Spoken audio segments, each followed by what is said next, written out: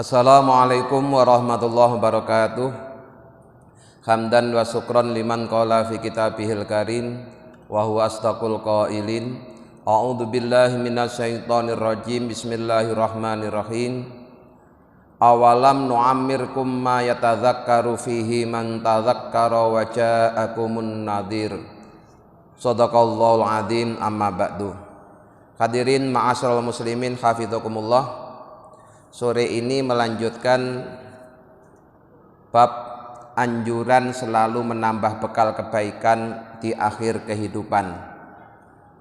Kemarin sudah kita bacakan firman Allah yang menjelaskan bahwa ketika seseorang oleh Allah telah diberikan umur panjang, kesempatan umur panjang, kok kemudian dia belum juga beriman dan beramal soleh, maka berikutnya alasan apapun tidak akan diterima.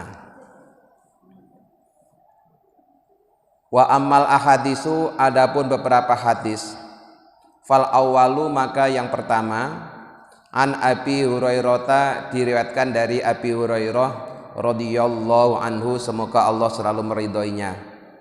Anin Nabi, dari Nabi Muhammad sallallahu alaihi wasallam, qala, Nabi Muhammad bersabda, a'dzarallahu ilamri'in akhara ajalahu hatta balagha sittina sanatan.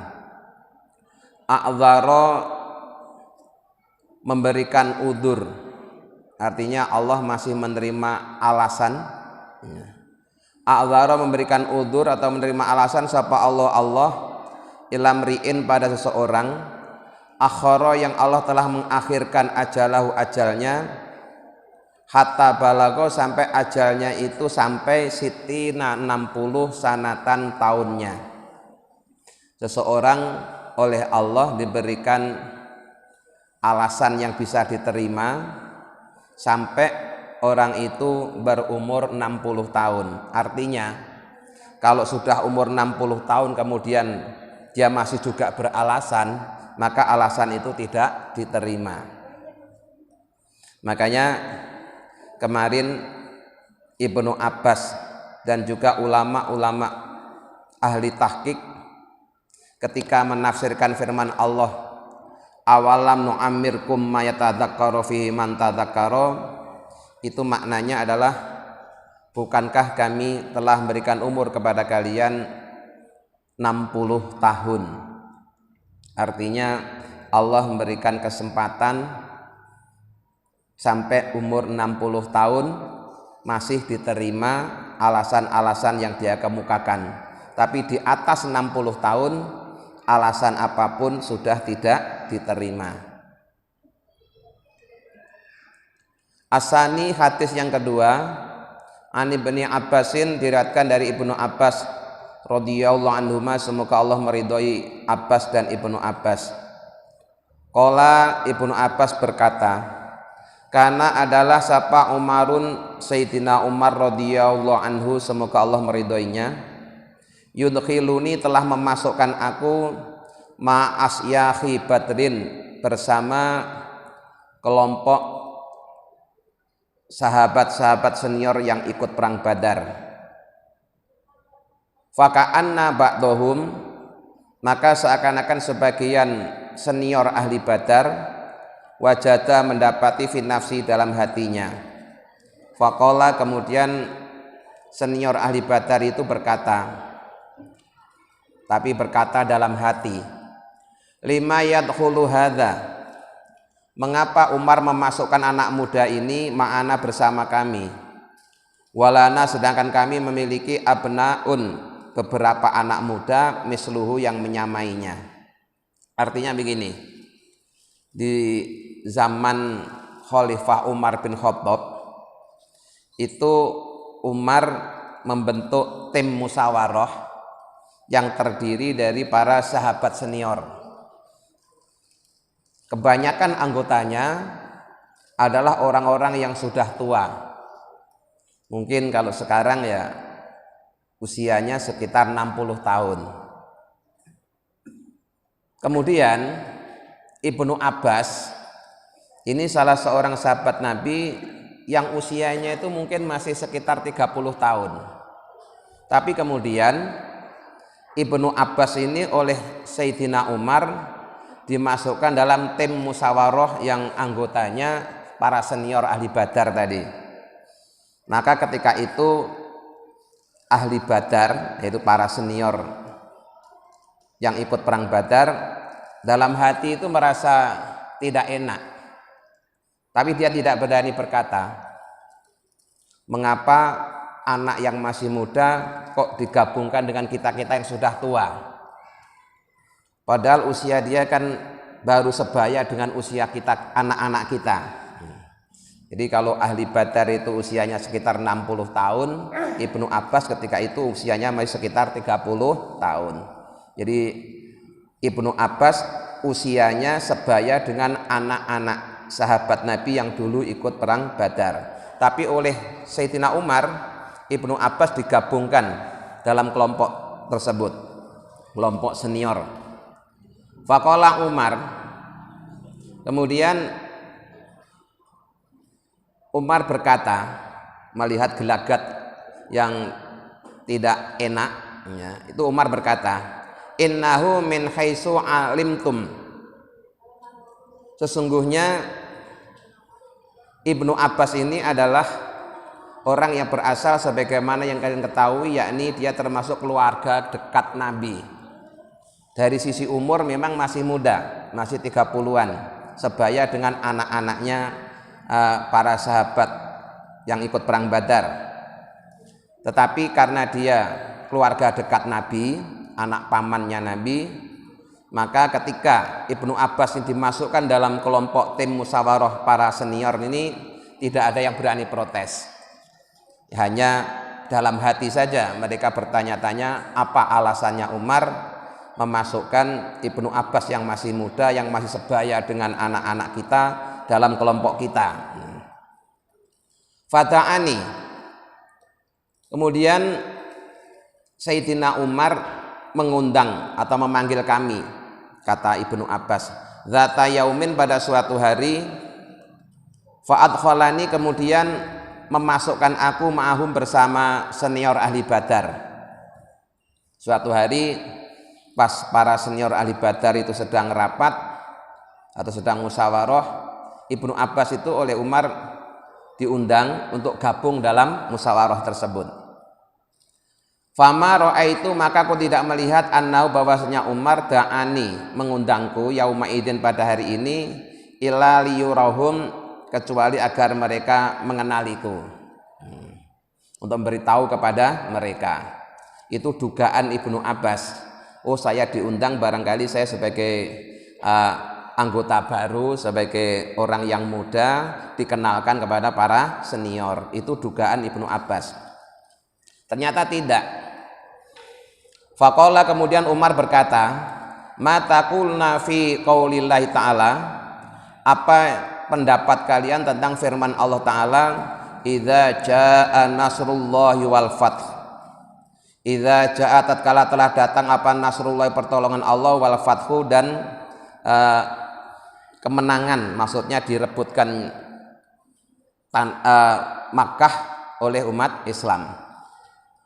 Faqala, maka berkata sapa ba'duhum, sebagian senior ahli Badar, maksud firman Allah tersebut adalah umirna, kami diperintah, nahmatullah, untuk memuji Allah, wa nastaghfiruhu, dan mohon ampun kepada Allah, idza nusirna, ketika kami ditolong, wa futiha, dan diberikan kemenangan, alaina, pada kami.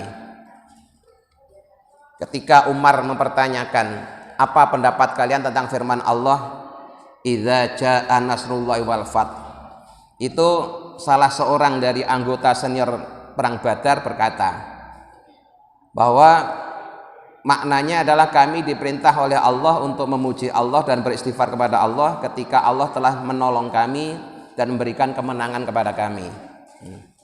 Wasakata, dan diam sapa batum, sebagian yang lain, falam yakul sayan, mereka tidak mengucapkan sepatah kata pun. Rupanya ahli Badar semuanya sepakat bahwa makna firman Allah tadi itu adalah perintah Allah untuk memuji Allah dan beristighfar ketika dapat pertolongan dan dapat kemenangan. Faqala, kemudian Umar berkata, li kepadaku, kata Ibnu Abbas, akadzalika taqulu ya Ibnu Abbas, apakah kalian juga berpendapat seperti itu wahai Ibnu Abbas? Itu pertanyaan Sayyidina Umar kepada Ibnu Abbas sebagai anggota baru yang paling muda. Fakultu, kemudian aku berkata, la, tidak. Dengan tegas Ibnu Abbas mengatakan tidak, saya tidak sependapat dengan pendapatnya para senior ahli Badar tentang firman Allah tadi. Qala, kemudian Umar bertanya lagi, fama taqulu, lalu apa pendapatmu tentang firman Allah tadi? Qultu, aku menjawab, kata Ibnu Abbas, huwa ajalu rasulillahi a'lamahu lahu. Firman Allah dalam surat An-Nasr itu menurut pemahaman Ibnu Abbas adalah merupakan ayat yang mengisyaratkan bahwa ajal Rasulullah itu sudah dekat. Loh, ini beda sekali ini. Ya. Ini di luar dugaan para sahabat-sahabat senior. Mereka memahami hanya secara tekstual bahwa kalau Allah sudah menolong, Allah sudah memberikan kemenangan, kita harus beristighfar dan memuji Allah. Tapi Ibnu Abbas tidak berpendapat seperti itu. Dia menangkap pemahaman yang lain bahwa ayat itu menandakan bahwa ajal Rasulullah sudah dekat. Jadi Allah memberi tahu kepada Rasulullah bahwa ajalnya sudah dekat. Tandanya kalau ajalnya sudah dekat apa? Allah sudah menolong, memberikan kemenangan, dan orang-orang berduyun-duyun masuk agama Islam. Berarti kalau begitu tugas Rasulullah sudah selesai. Kalau tugas selesai berarti ajalnya sudah dekat. Itu kecerdasan Ibnu Abbas. Maka Ibnu Abbas itu oleh Rasulullah diberi gelar Tarjumanul Quran, sahabat yang dapat gelar juru bicaranya Al-Quran, karena dia paling cerdas dalam memahami firman Allah. Selalu ketika memahami satu ayat itu beda dengan kebanyakan orang. Ya, kalau kebanyakan orang hanya fokus pada kalimat-kalimat firman Allah, tapi kalau Ibnu Abbas mampu menangkap pemahaman yang lain, ya, mampu menangkap pemahaman yang lain. Jadi kalau yang lain hanya berpendapat, oh itu artinya kita harus memuji Allah dan beristighfar kepada Allah ketika kita ditolong oleh Allah dan diberikan kemenangan, cuma segitu pemahamannya, berarti masih letterlek, ya, sesuai teksnya saja. Tapi kalau Ibnu Abbas tidak begitu, dia mengatakan ini menandakan Allah memberitahu kepada Rasulullah bahwa ajalnya sudah dekat. Kalau ajalnya sudah dekat, maka harus banyak memuji Allah dan beristighfar.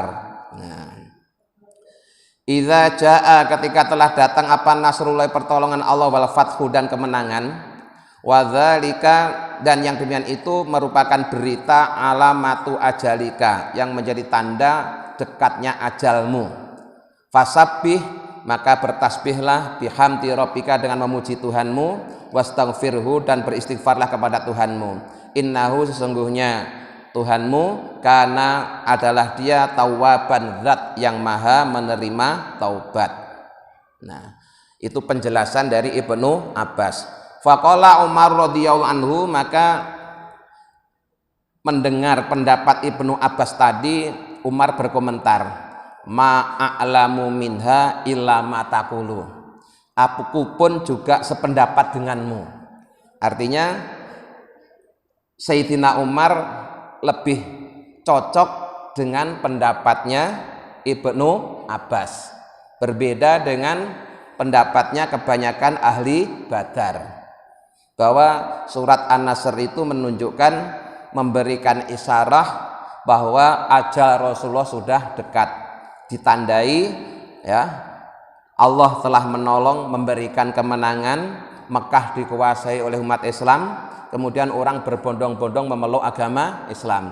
Kalau begitu berarti tugas Rasulullah sudah selesai. Kalau tugasnya sudah selesai, berarti Rasulullah sebentar lagi meninggal dunia atau diwafatkan oleh Allah Subhanahu wa taala. Itulah hadirin sekalian, mengapa Umar bin Khattab memasukkan anak muda Ibnu Abbas ke dalam tim musyawarah para senior, para sahabat yang dulu ikut perang Badar.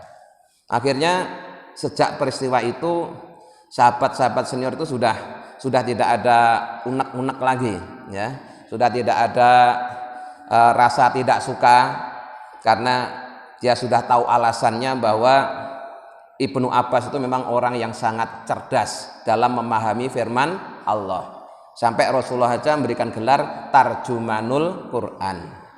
Nah, dari hadis ini juga bisa dipahami bahwa pertama, berdasarkan pendapatnya Ibnu Abbas ini, orang itu kalau sudah lanjut usia harusnya dia lebih banyak pertama baca tasbih, ya, wiridan yang paling utama buat orang-orang yang usia itu pertama baca tasbih, yang kedua baca tahmid.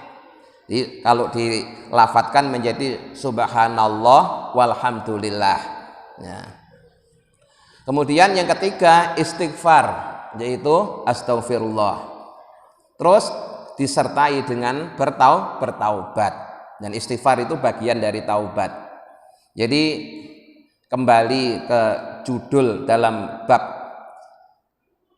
hadis ini, bahwa ketika seseorang sudah dikasih kesempatan oleh Allah diberikan umur panjang, maka dia harus lebih meningkatkan ibadahnya kepada Allah. Salah satunya banyak berzikir, banyak bertasbih, banyak baca tahmid, baca istighfar. Nggak usah ikut-ikutan ngomentarin masalah politik, itu hanya bikin kotor di dalam hati, ya, nggak ada gunanya, ya, nggak ada gunanya. Coba Bapak rasakan, ya, kalau Bapak selalu terlibat dalam isu-isu politik, itu nanti yang terjadi hati kita hanya akan kotor, kita hanya akan marah, tidak suka, terus protes dan lain sebagainya.